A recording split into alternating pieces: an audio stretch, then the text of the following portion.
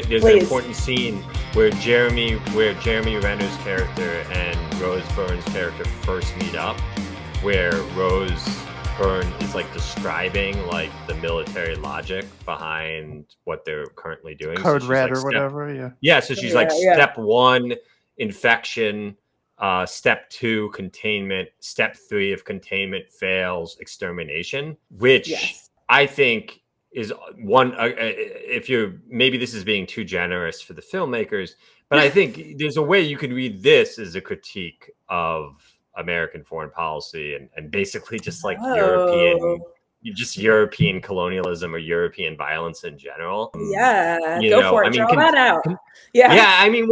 Like containment, because you were talking about how this is kind of like the green zone. I think that was deliberate. They wanted to be like the green zone. I mean, the Iraq war at this point everyone knows it's already a failure. Obama's campaigning on it being a failure. Protests were quite widespread by this point. I think it's not unimaginable to think the screenwriters were writing this with a certain set of critical understandings of at least the Iraq war. And I think beyond that, maybe the war on terror as a whole, and maybe even U.S. foreign policy in general. And the term containment is, that's like the primary term of the Cold War, or at least that or rollback. And extermination. I mean, I just like, who knows? Maybe they had like a good kind of lefty thinker on the writing team or something there.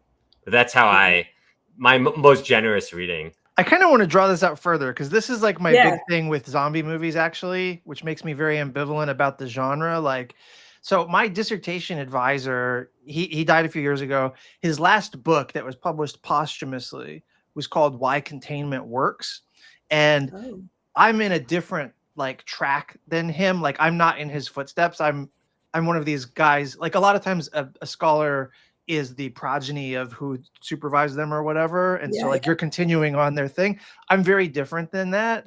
And I've gone in this direction where it's like, my big meta critique is that spatial reasoning is like basically ends up being reactionary almost all the time, which is geopolitics itself is spatial reasoning. And so the idea that you can like create quarantines or sacrifice zones where you like concentrate harm, this permeates foreign policy, especially US foreign policy. And I think it's like, there's a way in which it's a kind of root cause sin. Like we're wired the wrong way. I haven't fully done justice to this notion yet. And like, there's maybe more to say, but like it's responding in some ways to my dissertation advisor's view that containment works. And his thing was trying to defend the containment of Saddam Hussein in Iraq as a way of preventing the invasion in 2003. That's his big thing. Wow. That's an interesting person for you to have been the advisee. Yeah. Yeah. I mean, man, what you're saying, I mean, if you read any of the literature on like settler colonialism, and specifically the literature on the relationship between settler colonialism and any kind of like apartheid type systems, I mean, that's kind of the implied, if not explicit, argument that most of these academics arrive at, which is that it always starts with some kind of containment. Well, first, it's like they're infected. They're uncivilized savages. They hate the white man, and we have no choice but to contain them. So we draw distinctions between self and other.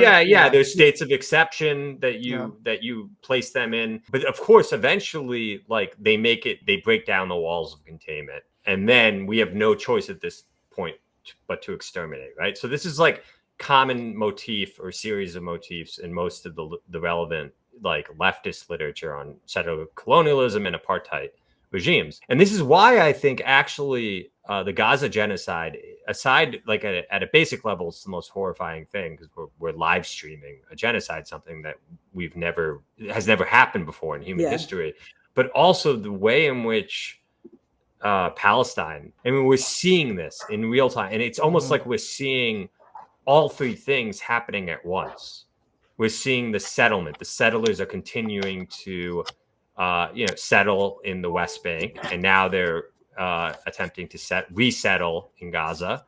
We're seeing the containment, throughout the genocide. They're constantly pushing the Palestinians in other parts of the Strip, containing them temporarily, and then continuing to exterminate them. And then we're seeing the logic of extermination play out. This is effectively the argument of the Zionists, is that we have no choice. We have tried to contain them. We have tried to give them their own certain level of autonomy.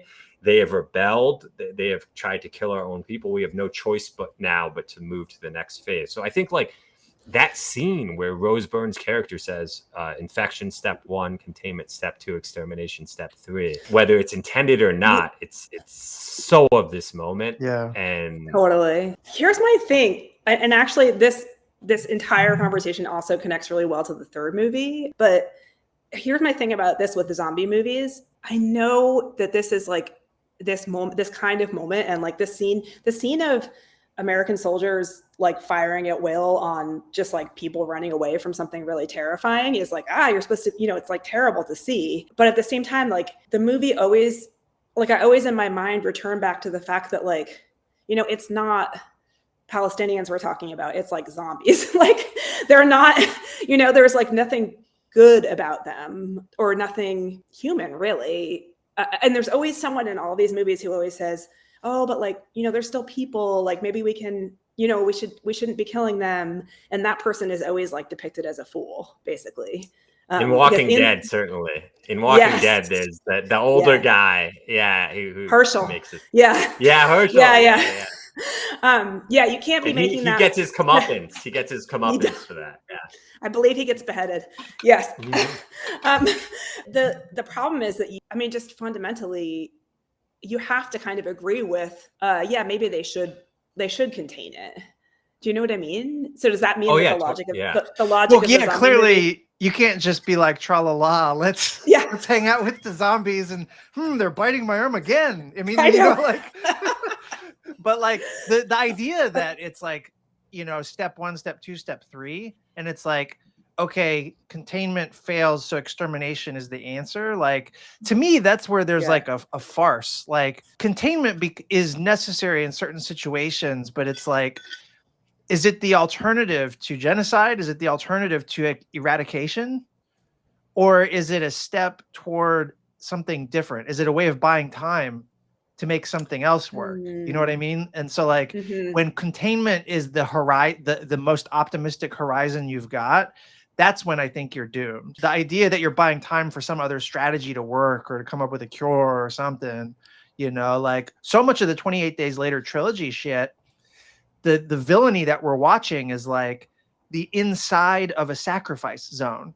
Because as far as we know, the rest of the world is fucking cool in the gang, Oh, we find that out in the third movie. That's like the perfect, like, it's so, but maybe we should get there. So we should just, it's okay. No. I think this is setting up really well the third movie, which is like, to me, that maybe the best one of the three that we can talk about it.